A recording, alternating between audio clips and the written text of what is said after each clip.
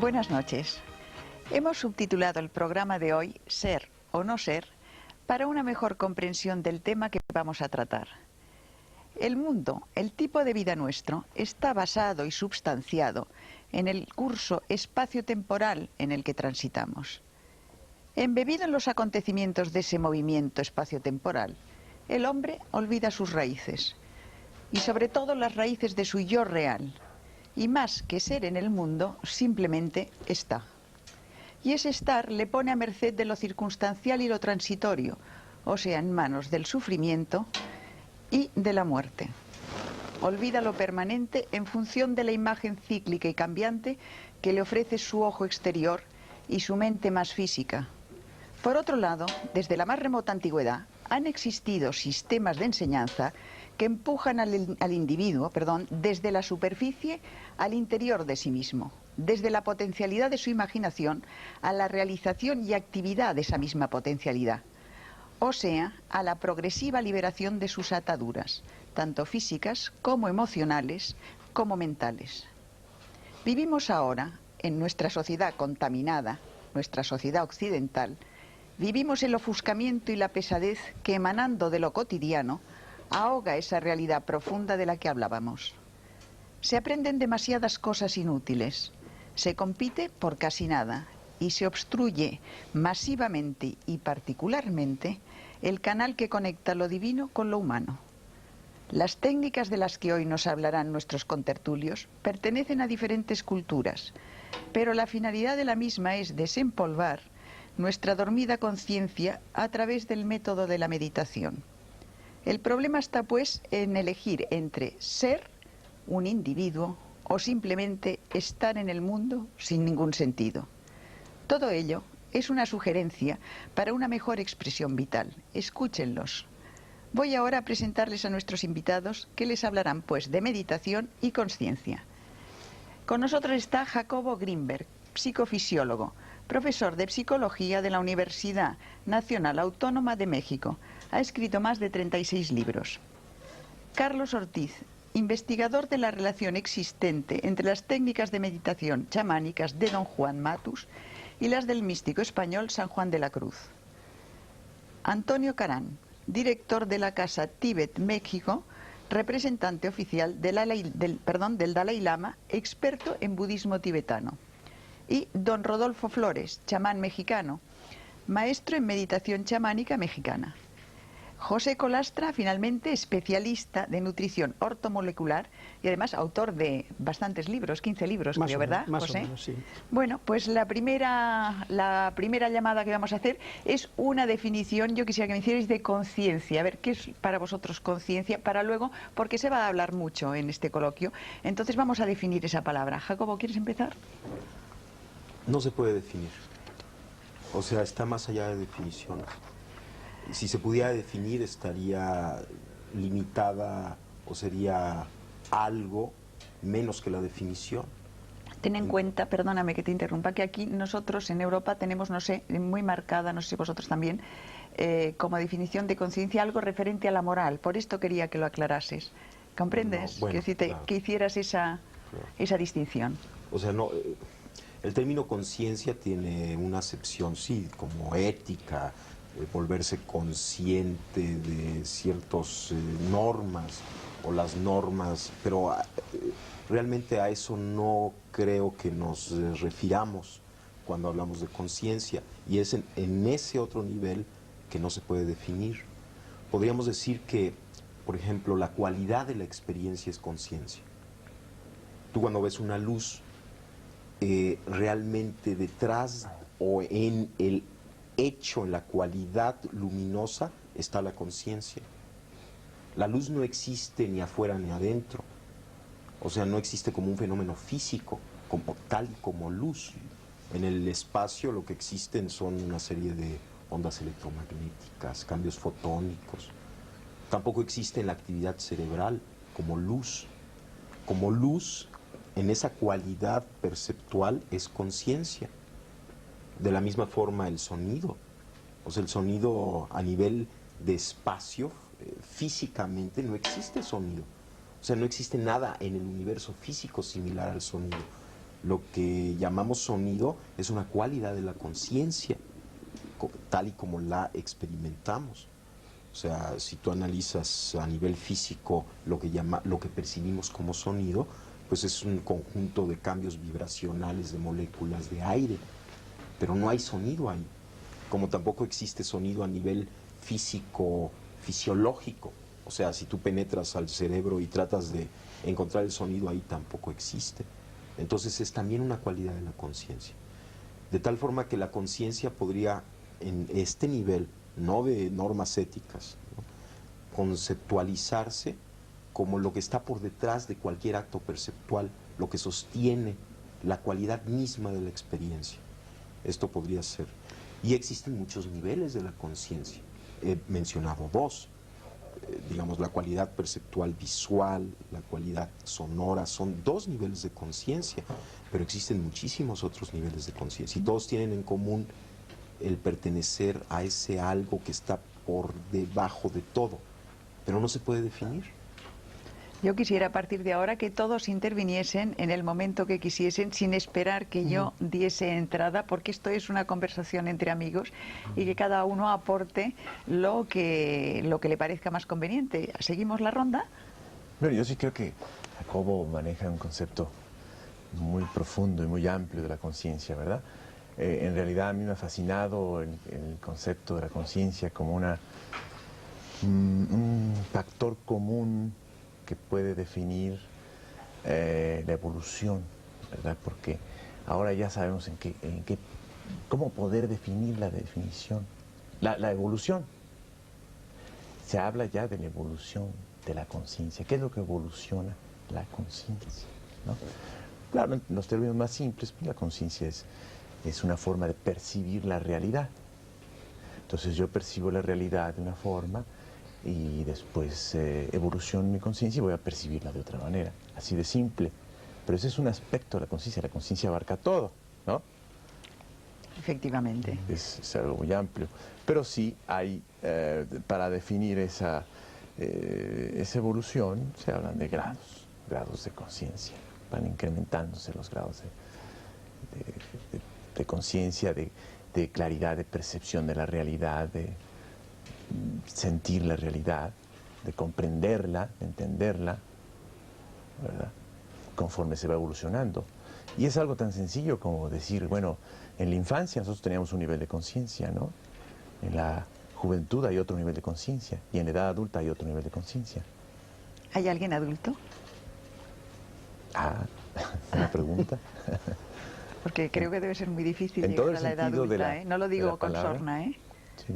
No, la madurez. Una persona plenamente madura, digamos que sería una persona en un máximo grado de conciencia. Se puede definir así, ¿verdad? Desde el punto de vista budista también esto presenta un problema, en el sentido de que la evolución de la conciencia no tiene fin y no tiene principio. Es un continuum de procesos de percepción, como chispas en la realidad, que se van gestando momento a momento ad infinitum. Y en ese sentido, en la pregunta que usted hacía con relación a ¿hay alguna vez, en algún momento se es maduro?, es una pregunta que se hace mucho dentro de la tradición budista con referencia al estado último desde nuestro punto de vista de evolución humana, que es la budeidad, ¿no? Sí. Y se dice entonces si la budeidad es ese estado adulto, ese estado en donde se llega a esta maximización de la capacidad correcta de percibir la realidad.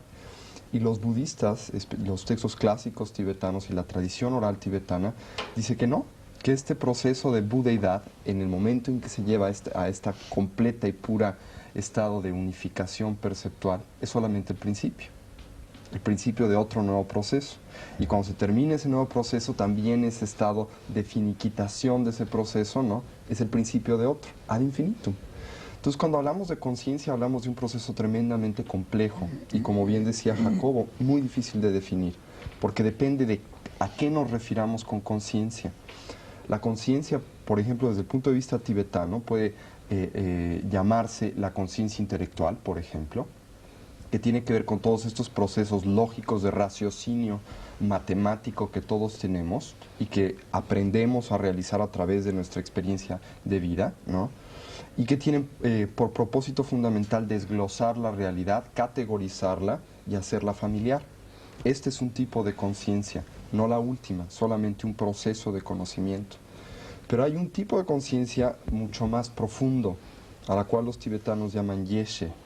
Y este tipo de conciencia la definen con una sola palabra: luminosidad.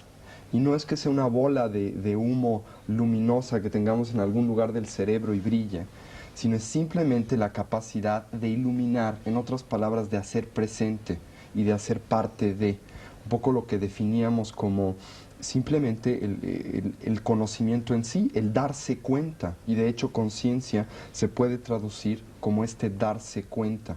Pero aquí volvemos a otro problema: ¿quién se da cuenta? ¿No? Entonces este es un problema que se trata mucho dentro de la tradición budista. No hay un punto central que se dé cuenta. Es un proceso unificado, pero muy complejo de definir también. Don Rodolfo, ¿cómo lo ve desde su punto de vista? Desde nuestro punto de vista chamánico, sin niveles académicos ni nada, lo vemos de la forma más sencilla. El despertar de la conciencia es encontrarse a sí mismo, y dentro de ese encuentro en sí mismo encontrar la luminosidad en el amor y en compartirlo hacia los demás por medio de la manifestación del espíritu, a través de el bien por el bien mismo. Es como nosotros lo concebimos, nada más. Colastra. Bueno, es una pregunta Hemos hecho la primera ronda. Sí, es una pregunta un poco difícil porque tiene dos lecturas: el nivel humano y la posibilidad de que conciencia se pueda describir desde otro nivel. Desde el punto de vista del nivel humano, pienso que el doctor Grimper tiene muchísima razón, porque el término conciencia es muy difícil de definir si lo limitamos exclusivamente a nuestro enfoque, a nuestro nivel. Pero desde un nivel trascendente, yo diría que conciencia, la cualidad que caracteriza de forma más precisa al término conciencia, es la de una presencia integrada, pues podríamos decir del verbo, es decir, de lo trascendente, de lo sutil, de lo que está más allá de lo contingente. Una presencia. Esa presencia se puede caracterizar pues por muchas cualidades y por muchos enfoques, pero en realidad es como si existiesen una serie de canales o de conductos a través de los cuales ese algo que también Carlos mencionaba, ese algo detrás percibe. La naturaleza de ese algo es la que los místicos han tratado de averiguar y han tratado de conectar, y eso les ha producido pues una serie de fenómenos que hemos llamado pues aparentemente milagrosos, pero creo que es una presencia integrada. Vamos a ver, me gustaría que cada uno de vosotros nos contaseis los sistemas que habéis aprendido o que practicáis para ese desarrollo de la conciencia, la metodología un poco, para que la gente sepa que hay diversos caminos y que incluso cada uno pueda escoger, digamos, que la sugerencia que vosotros lanzáis. ¿Quieres hablar tú, Jacobo? ¿Cómo no? Bueno, yo la técnica de meditación que más me gusta es la observación, porque el observador puede observarlo todo. O sea, todo el conjunto de cambios que ocurren, todas las modificaciones, todos los pues la infinita variedad de experiencias, todas ellas se pueden observar, y por lo tanto el observador es el que unifica. De tal forma que cuando tú aprendes a observar, y cuando tú observas cualquiera de estos cambios desde esa referencia, el hecho mismo de poderlos observar te empieza a integrar. Por ejemplo, uno puede sentirse muy confuso o muy nervioso, ¿no?, en cierto momento. Bueno, uno, si recordara que puede observar el estado de confusión, el mismo instante en el que uno observa la confusión, se coloca en el punto de integración fuera de la confusión. Porque ¿quién es el que observa la confusión? Pues no puede ser nadie dentro de la confusión. Por lo tanto, en ese momento uno recuerda que la naturaleza propia está más allá de esa confusión. Esto no quiere decir que la confusión no exista o que no esté ocurriendo. está ocurriendo, es un fenómeno que está aconteciendo, pero el observador se encuentra siempre un paso adelante, por así decirlo, de toda la experiencia que está aconteciendo. O sea, de la no identificación con la circunstancia. Yo creo que es un poco más complejo que la no identificación, porque en cierto momento uno se da cuenta que todo lo que sucede es parte de la identidad. Esto es, parecería como que hay un proceso intermedio de no identificación, en donde la observación es para mí la técnica más extraordinaria, porque, digamos, es como la evidencia fehaciente, clara, de que siempre en nosotros existe algo trascendente, sin ideología. O sea, no necesitas acudir a ninguna ideología, sino que está allí siempre, todo lo puedes observar. Y siempre hay algo que está observando con quien te puedes conectar. Y aquí lo pongo entre comillas semánticas, esto de con quien te puedes conectar. El simple hecho es que lo puedes observar y el observador se coloca fuera del evento. Pero después de integrar todos los eventos, o sea, cuando acompañas tu vida cotidiana de la observación, empieza a suceder algo, empiezas como a encontrarte contigo mismo. Es una técnica, es una herramienta simplemente que te ayuda a unificar, porque por definición el observador es lo que unifica. Entonces, utilizando la observación, incrementas la posibilidad de unificación en ti mismo. Y llega un momento en que simplemente te conectas con la realidad, estás en la realidad. Y en ese momento, toda la discusión acerca de identificación o no identificación ya no existe. Estás más allá de identidades o no identidades. Pero tuviste que pasar por un periodo intermedio de desidentificación a través de la observación para llegar después a algo que es dificilísimo definir, lo que es ese contacto con la realidad. Porque ahí ya no hay ni afuera ni adentro, ni siquiera hay observador, ni observado, no hay observador ni observado. Simplemente eres tú mismo. Y todo lo que acontece, acontece. O sea, acontece.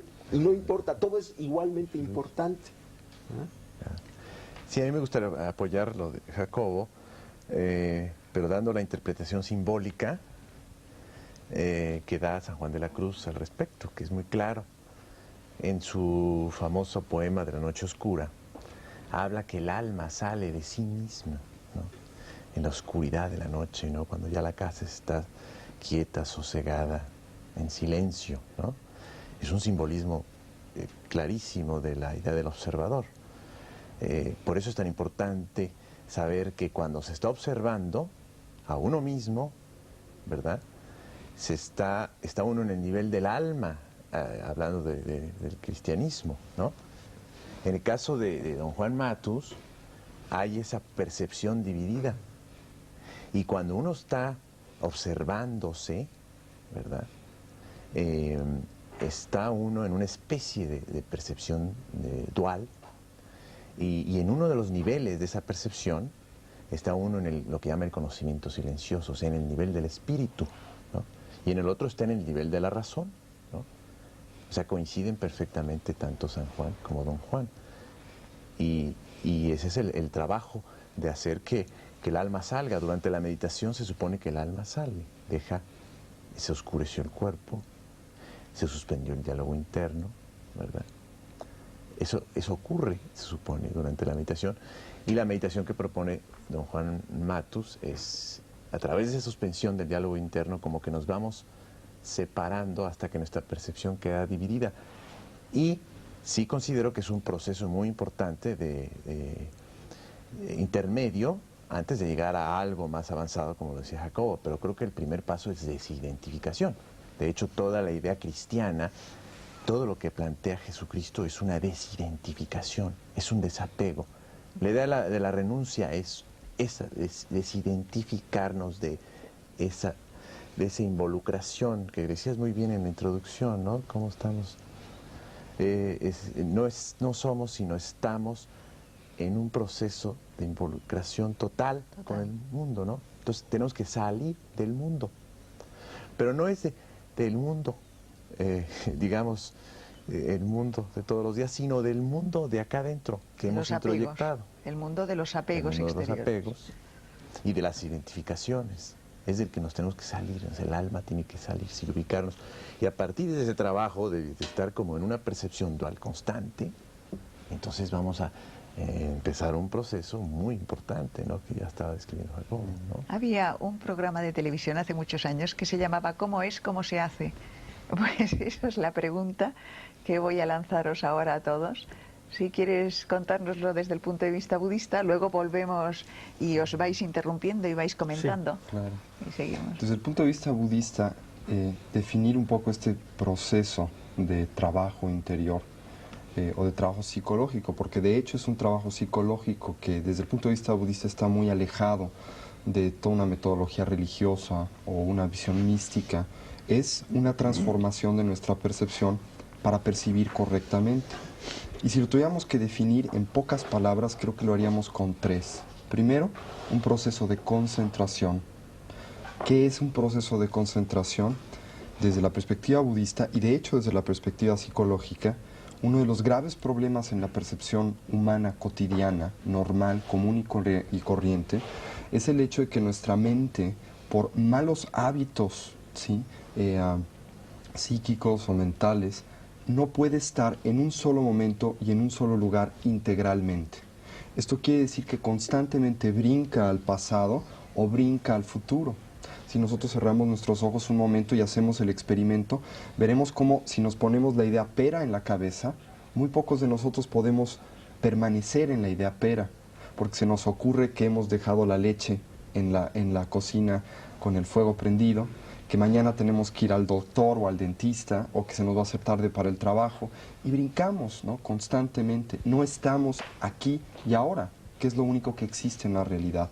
El primer proceso, este primer proceso que tenemos que integrar dentro de nosotros mismos, que es un poco de lo que hablaba el doctor Greenberg y de lo que hablaba Carlos Ortiz, es primero aquietar al cuerpo, ¿no? Dejar que duerma en esa noche oscura para que el alma pueda salir. Obviamente esto desde el punto de vista budista de que el alma pueda salir es un simbolismo. Nada sale, ¿no? Ni entra tampoco. Este es el primer paso. El segundo paso dentro del sistema o la tecnología budista en este sentido es la apreciación. Una vez que paramos, ¿sí?, esta serie de proyecciones que le hacemos a la realidad y de prejuicios que son el resultado básico de estar en el futuro y en el pasado, de prejuiciar mi realidad o de proyectar en ella fantasías, y específicamente formas fantasiosas de existencia, que son que las cosas las vemos como eternas, independientes y no cambiantes, ¿sí? O tratamos de verlas así, y esto está completamente en contradicción como con las cosas realmente son, transformativas, impermanentes, interrelacionadas, etcétera. Empezamos a través de esta concentración de ver una sola cosa en un solo momento a apreciar la realidad. En otras palabras, a ver lo valioso, único y extraordinario que es cada evento de percepción. Poéticamente hablando, el mundo tibetano le llama a esta percepción, a esta apreciación de la realidad, el descubrir la magia de lo ordinario. El hecho de que cada evento, por ordinario, común y corriente que aparente ser, es extraordinario, porque algo vivo y algo real acontece en cada instante y en cada momento.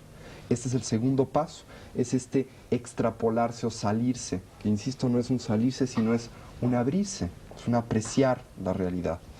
Y después de esta concentración y de esta apreciación de la realidad, viene el entendimiento de la misma. Y el entendimiento de la misma es la fusión directa, la integración o la síntesis de la percepción con la realidad, más allá de sujeto experimentador y objeto experimentado. Esto no quiere decir que hay un extra, un espíritu en los aires que percibe más allá de esto, sino que desde el punto de vista psicológico lo que sucede es que lo que importa en este momento tan especial de percepción ya no es el observador que se desdobla para percibir y trae a sí mismo la percepción, sino la relación. Deja de importar observador y observando, y lo único que existe e importa es la relación. Un poco lo que veníamos hablando. este proceso requiere de una tecnología, no viene por sí solo, se tiene que cultivar, porque todos nosotros vivimos en el mundo, primero que nada, como decía Platón, de la doxa y de la opinión, en el mundo de las interpretaciones, de las proyecciones y de los prejuicios, pero también en el mundo de los inventarios. Todo lo metemos a nuestro inventario, todo lo metemos a nuestras categorías y muchas veces dejamos de ver las cosas como son. Y cómo son, ¿sí? Es un problema muy extenso dentro de todo este conjunto de desarrollo de la conciencia. Pero podríamos decir desde el punto de vista algo budista, algo muy, muy sencillo, pero muy bello. ¿Cómo son? Extraordinarias, únicas. Un poco es eso. Don Rodolfo. Pues estoy de acuerdo con las tres personas antes, Jacobo, Carlitos y Marco. Nosotros también llevamos el mismo sistema de la concentración primero para poder llegar a un desarrollo psíquico y poder tener la suficiente capacidad de desligarnos de la vida real, que se le llama aquí, ¿no? Para llegar a la vida interior y poder percibir todo lo que está a nuestro alrededor. Pero las técnicas pues no varían, son las mismas, ¿no? La concentración, la entrega total, ¿no? El desprendimiento de todas las cosas que nos atan aquí, en el aspecto materialista. Pero vamos a ver, nosotros, por ejemplo, si pensamos en una actividad de un budista, nos imaginamos a un señor sentado en la postura del loto, rapado, vestido de amarillo y en una celda de un monasterio o en un templo. ¿Ustedes cómo lo hacen? Nosotros lo hacemos de la forma más sencilla y simple, ¿no? Nosotros podemos hacer nuestra concentración en cualquier lugar, siempre y cuando saneemos primero el ambiente, ¿no? Sanear el ambiente es decir, pues, quitar todo, evitar todo tipo de vibraciones negativas, ¿no? Pero lo único que tenemos que hacer es sentarnos, concentrarnos y recibir esa energía que nos da la capacidad de la percepción o del acecho, como decía aquí Jacobo, ¿no? Creo yo que es de lo más simple, ¿no? Que pues hemos heredado por el tradicionalismo, por lo que sea, ¿no? Pero pienso yo que también es la capacidad del individuo en el entregarse, en el darse, ¿no? Para poder recibir eso. Yo quisiera añadir una cosa antes, que creo que es un poco importante en la tradición budista. Nosotros generalmente cuando hablamos de budismo, muchos sí nos imaginamos a gente rapada en un monasterio meditando, ¿no? Esto es una imagen correcta desde cierto punto de vista, puesto que esto hacen los monjes budistas, pero estrecha, porque no es solamente eso lo que hacen. La meditación, primero que nada, este proceso de desarrollo de la conciencia de atención, primero que nada requiere una técnica que nos permita entrar en el mundo de la concentración. Para entrar en este mundo de la concentración tenemos que tener un laboratorio controlado. No podemos hacer un experimento a grandes planos si primero no lo hemos controlado en medios controlados de laboratorio. En otras palabras, nos tenemos que salir un poco del mundo discursivo, del mundo de ruido, del mundo de las presiones, del estrés, a un ambiente controlado. Segundo, tenemos que simplemente sentarnos. Yo disiento. ¿Tú disientes? Sí. No necesariamente pienso que debe ser un ambiente controlado. Desde el punto de vista budista se tiene que empezar así. Por eso es lo que quiero decir. Se tiene que empezar así porque si no se empieza en un ambiente controlado, son muy contadas las personas que tienen la capacidad de trascender este diálogo interior. Es muy fácil decir desde el punto de vista budista, bueno, concentrarse es nada más pensar en una cosa.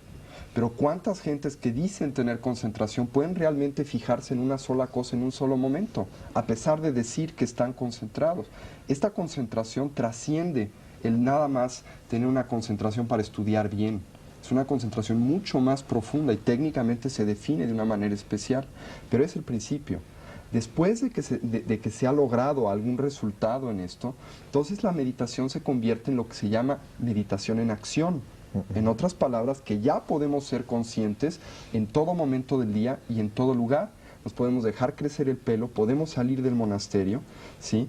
Y estar consciente hasta de que la mosca vuela, pero Perdona, primero tenemos que empezar. Déjame Sí. que le tú estás diciendo que para empezar esas técnicas hay que retirarse del mundo, o se pueden hacer esas técnicas en medio de la Plaza Roja de Moscú, quiero decir. Para empezar estas técnicas, uno se tiene que retirar de su diálogo interior. Pero no del mundo. No necesariamente. Pero lo más momentáneamente. sencillo, lo más sencillo, lo más útil es hacerlo, ¿no?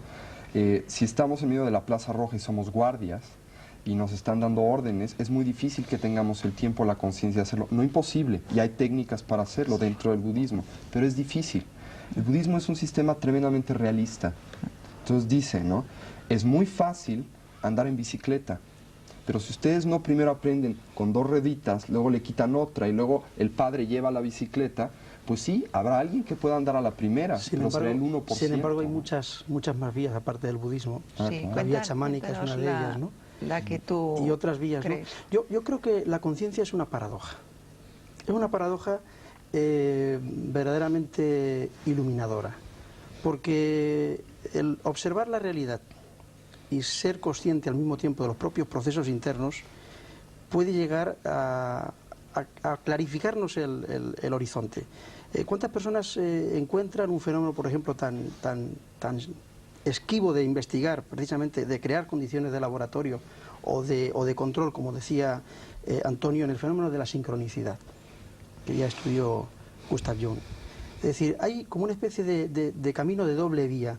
Por una parte hay una observación de lo exterior y por otra parte otra observación de lo interior. ¿Cuántas veces un sueño, una visión onírica, nos plantea una imagen que después se refleja en el exterior?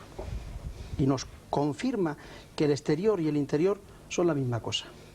Entonces, yo pienso que el fenómeno o el intento de llegar a una trascendencia y a un desarrollo de la conciencia está basado precisamente en la observación y la comprensión y la aceptación de esa paradoja.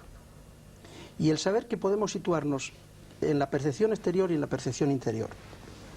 Y el saber también que, en definitiva, en un nivel trascendente son la misma cosa. Entonces, si partimos de esa base, y sobre todo en el aspecto de la educación, en la cual Jacobo es un experto en el tema de trabajo con niños, nos damos cuenta de que, pues simplemente se trata de educar la observación, de saber qué es lo que vemos y qué es lo que ve dentro de nosotros. ¿Tú practicas alguna técnica especial? Sí, yo utilizo, en el tema meditación, utilizo la meditación con cristales de cuarzo. Porque pienso precisamente que una forma muy fácil de desarrollar ese tipo de contacto es la observación. La observación del nexo que hay, de la unión real, de la red que es la que está formada entre el ser humano concreto y todo lo que le rodea, el continuo que le rodea. Jacobo, te hemos dejado antes a mitad, a vosotros dos os hemos dejado a mitad de contar vuestra propia interpretación, vuestra propia actividad dentro de este tema. Bueno, yo creo que... no sé cómo decir lo que estoy sintiendo o lo que estoy pensando. Yo pienso que hay que encontrarse a uno mismo. Y en esto estoy totalmente de acuerdo con don Rodolfo. Y en este encontrarse a uno mismo, todo adquiere significado. Y entonces, tanto lo que sucede en el mundo como lo que sucede dentro de nosotros es integrado, es parte ya de un encuentro, se ve desde ahí. Es delicioso el momento en el que uno pierde todo concepto y toda preconcepción y todo aparece fresco y todo es nuevo. Y esta observación de momento a momento, como decía Tony, acontece. Pero hay algo que está detrás de esta percepción y que yo no puedo pensar que no exista. Y es uno mismo, que no es el ego.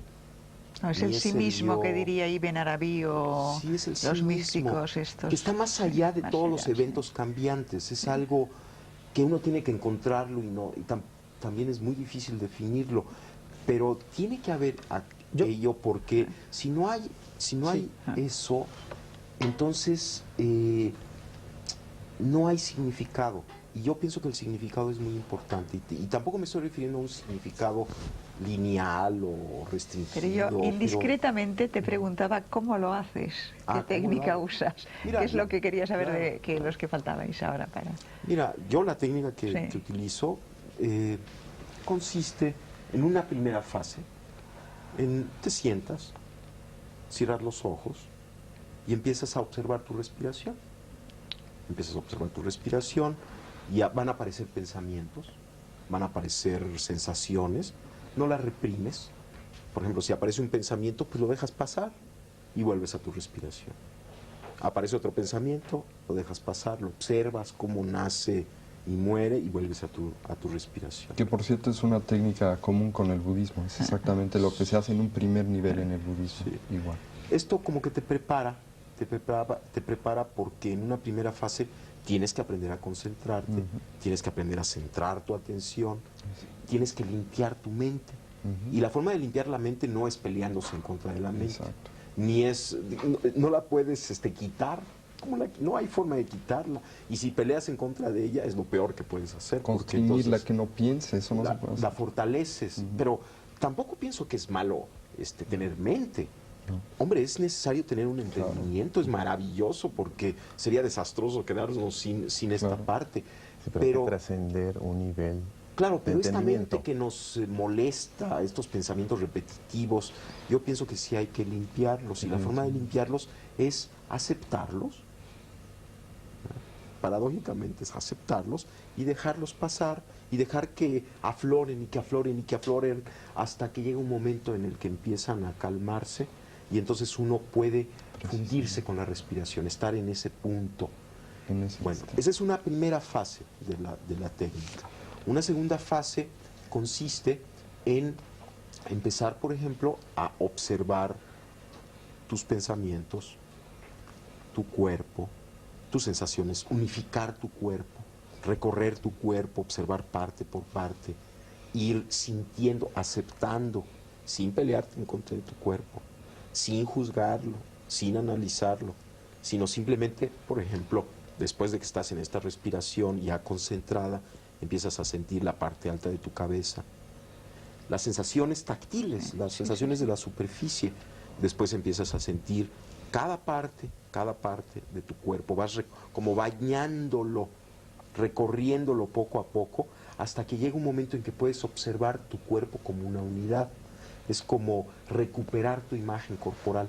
Entonces observas tu cuerpo, estás de testigo de tu cuerpo al mismo tiempo que sintiéndolo. Cuando logras hacer esto, el budismo, porque es una técnica budista, se llama vipassana, es una forma muy extraordinaria de curarse, de limpiarse, además de colocarse en el punto de observación en donde puedes percibir todo tu cuerpo como una unidad. Estás aceptando todo lo que sucede ahí, pero estás en una posición trascendente con respecto al mismo. Exactamente. El siguiente paso es empezar, en la técnica que yo practico, es empezar a activar una percepción simultánea, de tal forma que percibes todo tu cuerpo, con todas sus sensaciones corporales, y simultáneamente tu respiración. Exactamente. El siguiente paso implica, por ejemplo, poner atención a tus pensamientos. Entonces, percibes tus pensamientos, qué pensamientos hay, qué relaciones hay entre un pensamiento y otro, qué redes de pensamientos acontecen, y las percibes con la misma actitud que percibiste tu respiración y tu cuerpo, sin juicios, sin análisis, aceptando todos los pensamientos que acontezcan, pero colocándote de testigo de los mismos.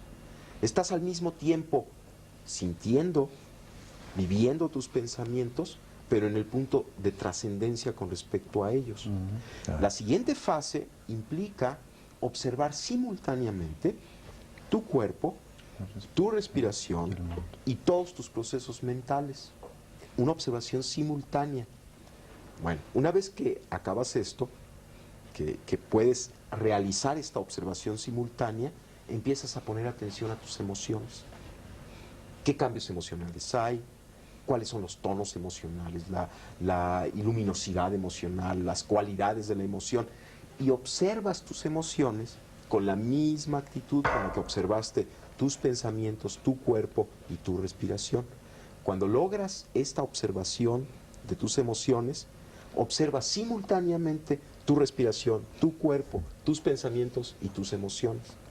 Después empiezas a observar de la misma forma tus imágenes internas, hasta que logras una percepción, una observación, igual que como observaste el otro, sin juicio, sin análisis de tus imágenes internas, y haces simultánea la observación de tu respiración, tu cuerpo, tus pensamientos, tus emociones y tus imágenes internas.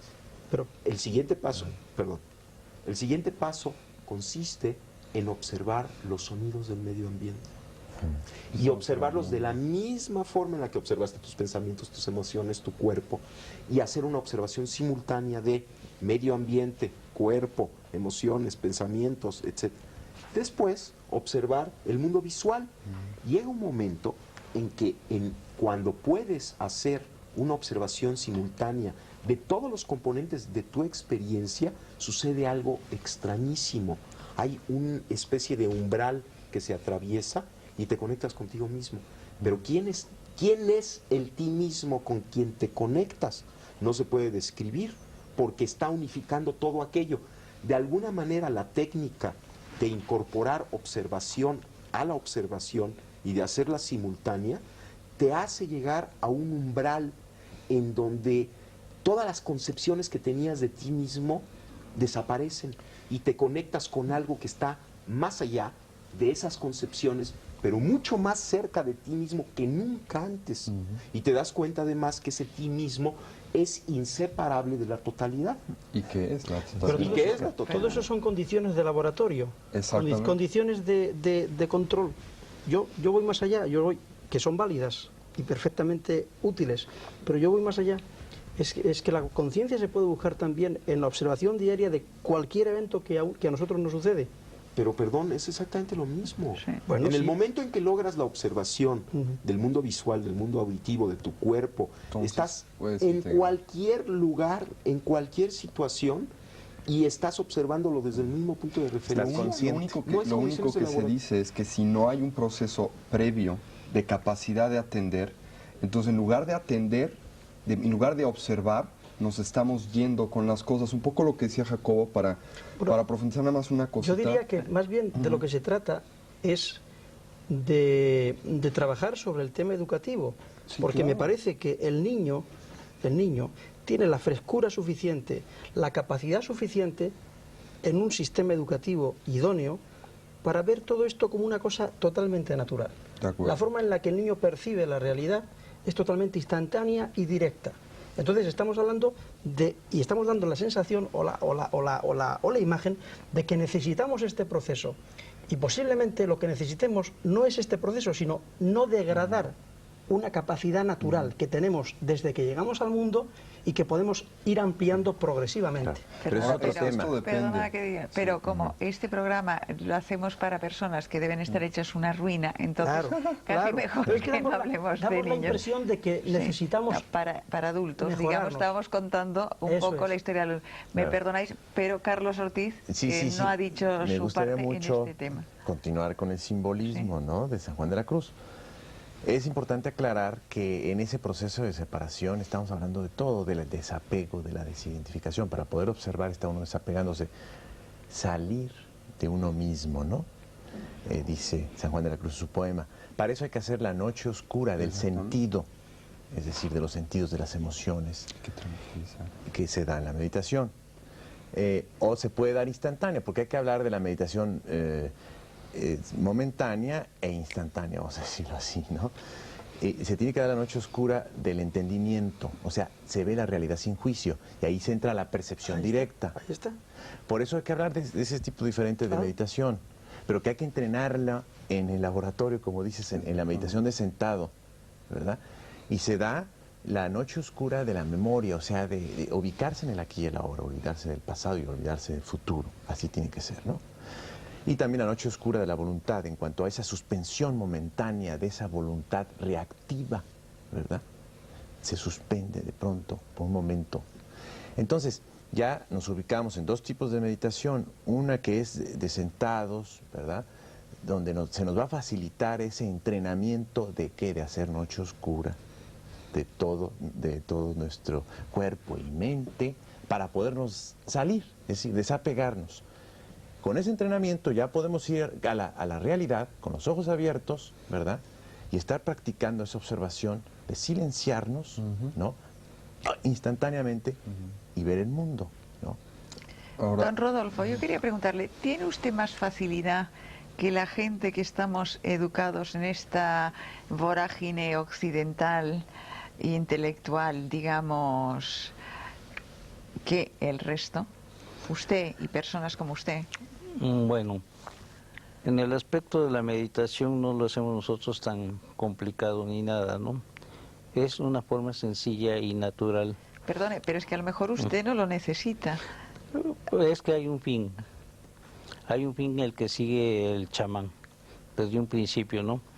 El chamán piensa en el aspecto de nosotros, ¿por qué quiero ser chamán? ¿Por qué quiero conocer esto? ¿Para qué lo quiero? ¿Para qué lo necesito, no?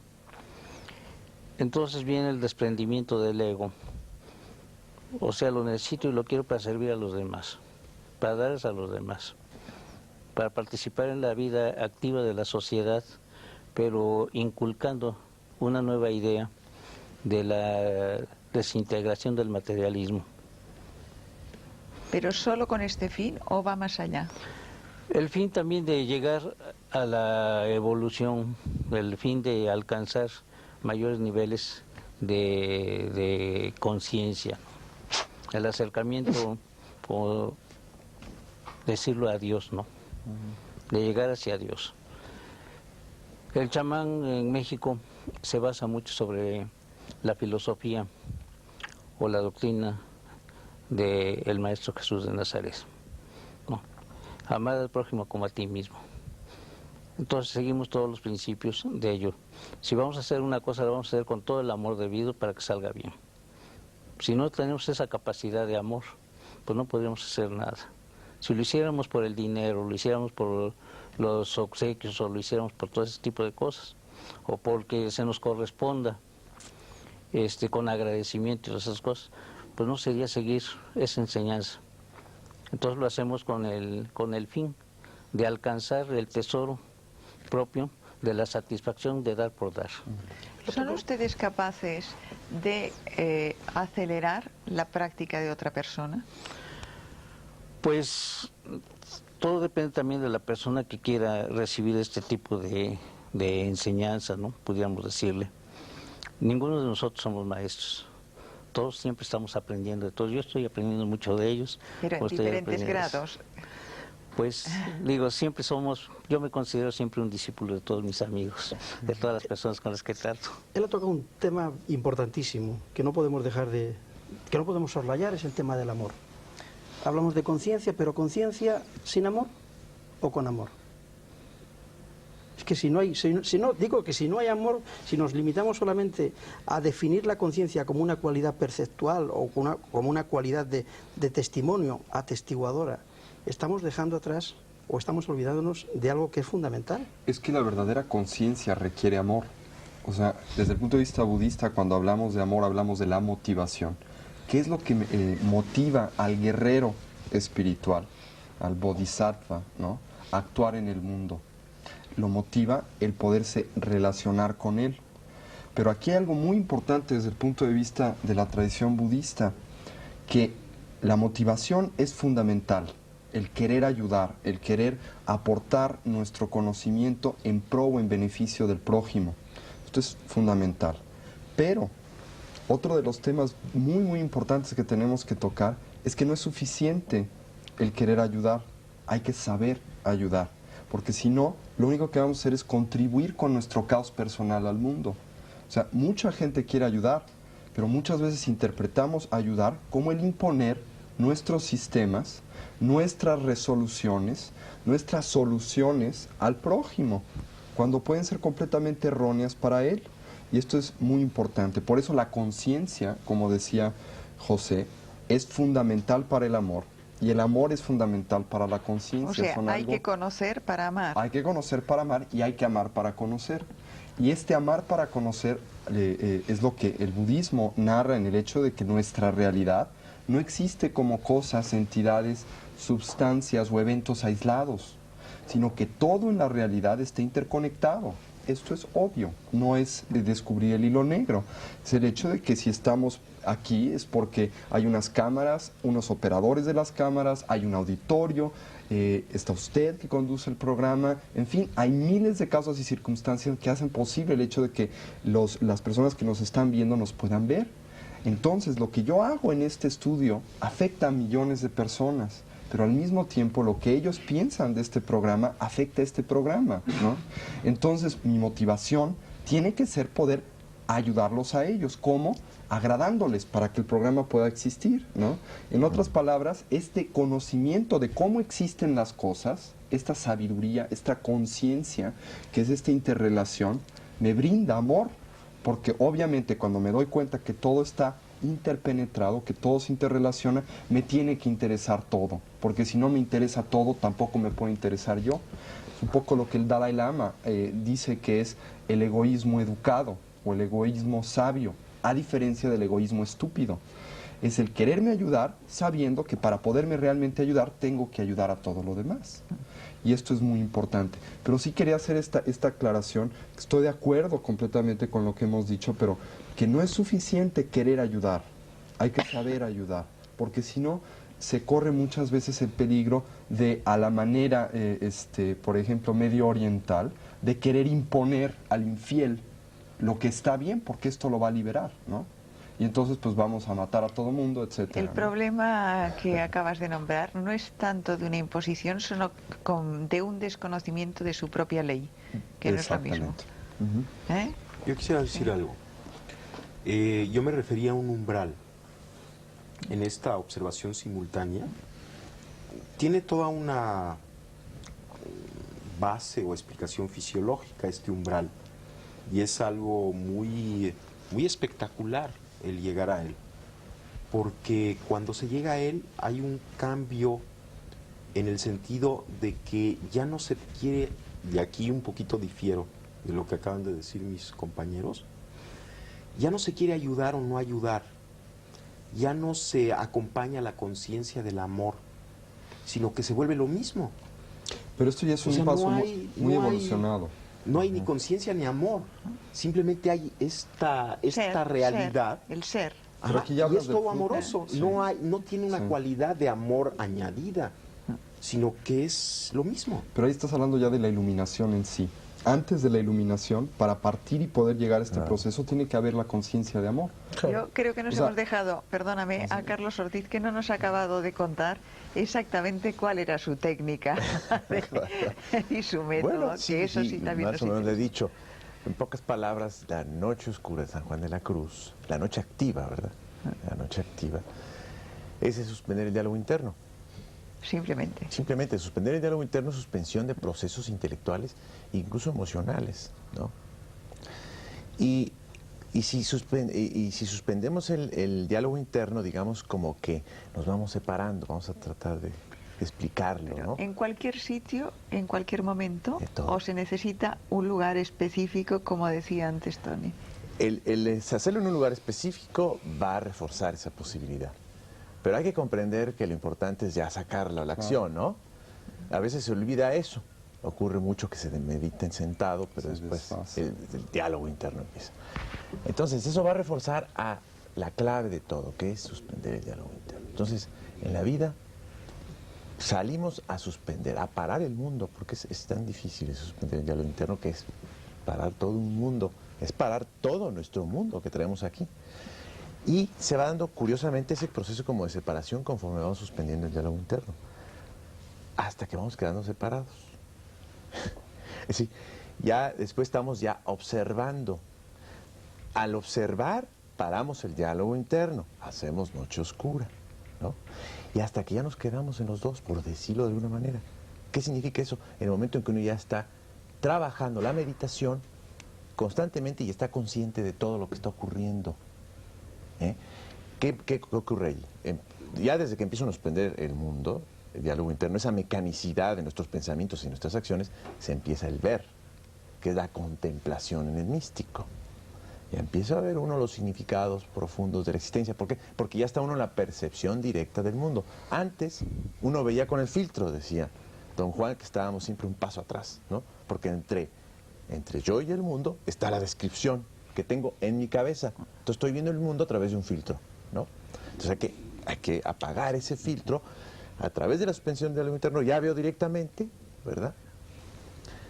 Hay la percepción directa y ya estoy como dividido, lo cual me va a llevar a la larga a un proceso impresionante que me va a permitir ir conciliando los opuestos de la vida. O sea, ya si logro mantener esa posición de meditación activa, de estar en dos lugares al mismo tiempo, como dice don Juan, estar en el lugar del conocimiento silencioso y de la razón al mismo tiempo, si mantengo esa posición, se empiezan a conciliar los opuestos de la vida y empieza uno a ver la vida de otra manera. Yo quería saber... La paradoja que yo mencionaba antes al principio, de la conciencia de doble vía. Ahora, yo quería preguntaros una cosa. ¿Una paradoja, mayor adquisición de conciencia es de alguna manera un mayor desarrollo energético? ¿Hay una relación entre conciencia y energía? ¿El proceso de aprendizaje genera una mayor energía en el individuo o un mayor despliegue? ¿Y hay una relación? Pero ¿desde qué punto de vista quieres? ¿Energético? Desde el punto de vista fisiológico, por ejemplo. ¿Biológico?